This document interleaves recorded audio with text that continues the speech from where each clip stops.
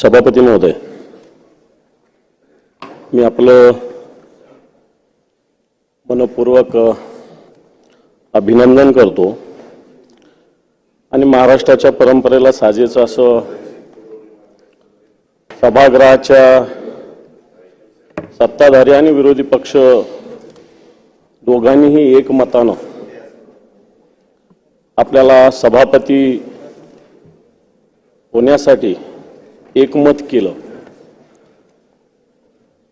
कारण आपल्या विषयी वेगळे मत व्यक्त करणं हे चुकीचं ठरलं असतं, कारण आपला जो स्वभाव, आपली जी काम करण्याची पद्धती आहे त्या हेतूने निश्चित आम्ही सगळ्यांनीही, सगळ्या विरोधी पक्षाने सुद्धा तुमचं नाव ज्यावेळेस पुढे आलं त्यास एकमताने आपल्याला पाठिंबा देण्याचा निर्णय घेतला होता।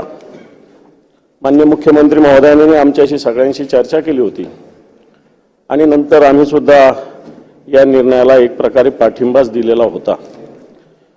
कारण ही जी जागा आहे आता सांगितल्याप्रमाणे ही काही राजकीय जागा नाही आहे, एक रामशास्त्री प्रभूंची जागा आहे। एक महाराष्ट्राचा राज्यकारभार, महाराष्ट्राला दिशा देण्याचं काम या जागेवरून होत आलेलं आहे। म्हणून आपल्यासारखा एक सभापती या महाराष्ट्राच्या विधान परिषदेला लाभतो। निश्चित आपली कारकीर्द येणाऱ्या काळातली चांगली जाओ, एक या महाराष्ट्राच्या प्रगतीची जाओ, अशा प्रकारचे मी निश्चित मनोकामना व्यक्त करतो। सभापती महोदय, आपण चोंडी गावातून येता, आपण पुण्यश्लोक अहिल्याबाई होळकरांचे वंशज आहात आणि त्रिशताब्दी साजरी करत असताना अशा प्रकारची संधी आपल्यासारख्या एक सामान्य कार्यकर्त्याला भेटणं मला असं वाटतं महाराष्ट्राच्या दृष्टीने एक अभिमानास्पद आहे।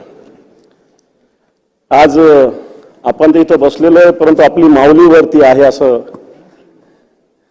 आई इथं बसलेली आहे आणि मला वाटतं आई ही उन्हामधली सावली असते, पावसातली छत्री असते, थंडीतली शाल असते आणि सगळ्यात जास्त आनंद कोणाला होत असेल तर आपल्या माऊलीला होत असेल। आणि मला असं वाटतं या माऊलीमुळे आपण इथं बसलेलो आहोत हे सगळ्यात महत्त्वाचं। बाकी राजकीय काय गोष्टी होत असतील, कोणत्या विचाराचा आपण असो, परंतु आपली आई सगळ्यात महत्त्वाची असते आणि म्हणून ही माऊली सुद्धा आज आपल्या सभागृहात आहे। मी सुद्धा स्वागत करतो आई तुमचं इथे। खऱ्या अर्थानं आपण भारतीय जनता पार्टीचं काम करत असताना वेगवेगळ्या पद्धतीनं तालुका स्तर, गाव स्तर, जिल्हा स्तर, राज्य स्तर या सगळ्या स्तरावर काम केलंय। गाव स्तरावर भले सरपंच म्हणून राहिले असाल, तालुका स्तरावर आपण तालुकाध्यक्ष म्हणून राहिला असेल, जिल्हा स्तरावर जिल्हाध्यक्ष म्हणून राहिला असेल, राज्य स्तरावर या राज्याचं कॅबिनेट मंत्री म्हणून राहिला असेल आणि आज आपण या राज्याचे या विधान परिषदेत सभापती होत आहेत। निश्चित आपल्या सुरुवातीच्या कारकिर्दीत आम्ही सगळे शेजारीच असल्यामुळे आम्हाला बरीच माहिती असते। गोपीनाथजी मुंडे, पंकजाताई सातत्यानं संभाजीनगरच्या संपर्कात असतात, म्हणून त्यांचा विचार, त्यांची शक्ती, त्यांची ताकद सातत्यानं आपल्या मागे सातत्यानं उभी राहिली आणि आपण त्याच विचारानं सातत्यानं काम करत आलेला आहात।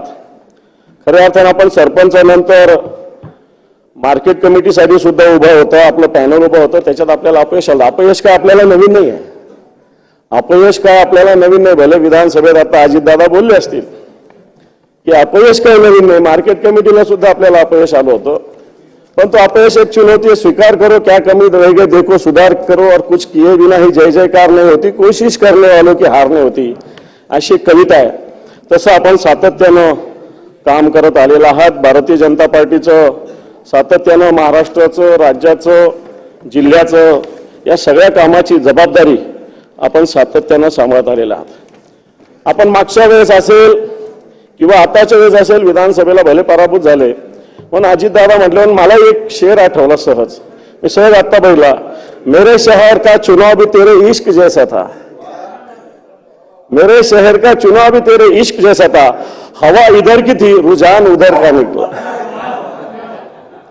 आणि हवा भले आपल्या बाजूची असेल पण ते रुझान आपल्या बाजूचा निघाला नाही। आता ते चांगलं वाईट हे वेगवेगळे त्याच्यावर चर्चा होऊ शकते, पण तो निश्चित ही सुद्धा जबाबदारी काय मोठी कमी अशातला आपण म्हणता येणार नाही। जलयुक्त शिवार ही जी योजना होती सातत्यानं आपण मंत्री झाल्यानंतर या योजनेमध्ये सातत्यानं मोठ्या प्रमाणावर काम करण्याचा प्रयत्न केला. आपल्या जलयुक्त शिवाराची जबाबदारी आली. जलयुक्त शिवार योजनेमध्ये आपण खेडोपाडी गावागावामध्ये या योजनेच्या माध्यमातून कशा पद्धतीनं गाव पातळीवर पाण्याची साठवणूक व्हावी, पाणी कसं वाचवलं पाहिजे याविषयी सातत्यानं चांगल्या पद्धतीनं आपण काम केलं. आणि म्हणून आपण हे करत असताना नगर जिल्हा तसा पाहायला गेलं तर भारतीय जनता पार्टीच्या कामाच्या दृष्टीनं एकदम वाळवंट होता. वाळवंट असताना आपण बऱ्याच जणांना पक्षात घेण्याचा प्रयत्न केला, भले ते नंतर आपल्या विरोधात गेले असतील, पण तो आपण आपल्याकडे घेण्याचा प्रयत्न केला. भले आपल्या परावाला सुद्धा आपल्यातलेच काही जबाबदार असतील, पण तो आपण मला असं वाटतं मोठ्या मनानं या सगळ्या निर्णयाचा स्वीकार केलेला आहे आणि सातत्यानं आपण पुढे जाण्याचा प्रयत्न केला आहे. सभापती महोदय, निश्चित आपल्या महाराष्ट्राची एक मोठी उच्च परंपरा आहे. ही परंपरा आता सगळ्यांनी सांगितलं, मी ती रिपीट करत नाही, पण ती परंपरा निश्चित आपल्या माध्यमातून जपण्याचा प्रयत्न होईल आणि आमचं सुद्धा पूर्ण सहकार्य या कामी आपल्याला राहील हे मी स्पष्टपणे सांगतो. हे सगळं करत असताना निलमताईंनी सुद्धा मागच्या 2-2.5 वर्षाच्या काळामध्ये जे काम केलं तेही विसरता येणार नाही. निलमताईंनी सुद्धा सगळ्या सभागृहाला योग्य तो न्याय देण्याचा प्रयत्न केला आहे. सगळ्यांना सोबत राहून घ्यायचं. आम्ही आता कित्येक वेळेस निलमताईंशी चर्चा वादविवाद केलेला आहे, परंतु तो एवढा पुरता आहे. तिकडे गेल्यावर त्यांच्या कॅबिनमध्ये चॉकलेट बिकलेट मिळाल्यावर सगळं शांत होत होतं, परंतु इथं मी भाकरवडी नाही घात, मी चॉकलेट फक्त. आणि म्हणून निलमताईंच्या कॅबिनमध्ये गेल्यावर इथं जरी आम्ही वाद करत असू तरी तो इथल्या पुरता विषय असायचा, तो काही पुढे गेलेला असायचा नाही. मला असं वाटतं ती सुद्धा वेळ आपली येणार नाही असं मला वाटतं. निश्चित तसं आपण काम कराल. हे सगळं करत असताना डाव्या बाजूकडे जास्त लक्ष ठेवा. उजव्या बाजूचे लोक तुम्हाला रोज भेटतील, रोज त्यांचा तुमचा संपर्कच असतो, पण तो डाव्या बाजूकडे जास्त लक्ष ठेवा असं मी आपल्याला आवाहन करेल, विनंती करेल. कारण आम्हालाच बऱ्याच वेळेस, आता मी म्हणणार नाही नवीन मंत्री आले, जुन्या मंत्र्यातलं मी काय बोलत नाही, परंतु बऱ्याच वेळेस वेगवेगळ्या कामाचा प्रश्न असतो आणि सभागृहात त्याला न्याय मिळत असतो. एखादा मंत्री भले न्याय देत नसेल, पण तो सभागृहात याला 100% न्याय मिळत असतो. आणि म्हणून आपण डाव्या बाजूला जास्तीत जास्त लक्ष द्यावं अशा प्रकारची विनंती मी आपल्याला करेल. सभापती महोदय, निश्चित येणाऱ्या काळात विरोधी पक्ष म्हणून आपल्याला सहकार्याची भूमिका आम्ही ठेवू. कारण आम्ही सुद्धा जनतेच्या हितासाठीच वेगवेगळ्या पद्धतीने आवाज उठवत असेल. ठीक आहे, एखादा नियम चुकत असेल, एखादा विषय चुकू शकतो, परंतु मला असं वाटतं आमची सुद्धा भूमिका या महाराष्ट्राच्या हिताची आहे आणि सगळ्यांची भूमिका महाराष्ट्राची हिताची असेल. विरोधी पक्षाला ती वेगळ्या पद्धतीने मांडावी लागते, परंतु शेवटी आपल्याला सगळ्यांना मिळून साधायचं ते आपल्या महाराष्ट्राचं हित. मग या महाराष्ट्राचं हित साधण्यामध्ये आपण सुद्धा निश्चित पुढाकार घ्याल. आपली सगळी कारकीर्द, राजकीय कारकीर्द ही अतिशय संघर्षाची राहिली, कारण जो आपला भाग आहे अतिशय दुष्काळी भाग आहे. सिंचनाच्या दृष्टीने अतिशय वंचित भाग आहे.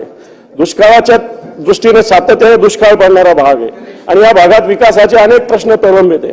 त्या भागात काम करणं, मोठे मोठे सत्ताधारी नगर जिल्ह्यामध्ये त्या काळात असताना त्या भागात काम करणं अतिशय जिकिरीच होत. कारण नगर जिल्ह्यामध्ये मोठे मोठे सगळे साखर सम्राट असताना कर्जत जामखेड सारख्या भागामध्ये संघटनेचं काम करणं हे काम सोपं नव्हतं. त्या काळात आपण हे काम केलेलं आहे आणि म्हणून हे काम आपण करत असताना आणि निश्चित जो तिथं काम करतो मग त्याला महाराष्ट्रात कोणी थांबवू शकत नाही, हे तितकंच खरं आहे.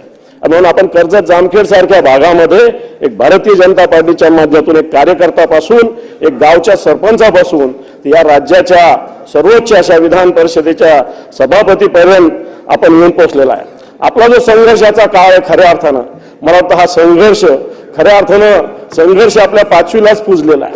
आपल्याकडे 5वी करत असतात, ही 5वीलाच आपल्याकडे संघर्ष पुजलेला अशा प्रकारचं आपलं कारकीर्द राहिली. परंतु येणाऱ्या काळामध्ये संघर्षाची भूमिका न घेता आपण सगळे मिळून सहकार्याची भूमिका आपल्या माध्यमातून घेऊ. मी आपल्याविषयी एकच शेर म्हणतो आणि माझं बोलणं थांबवतो.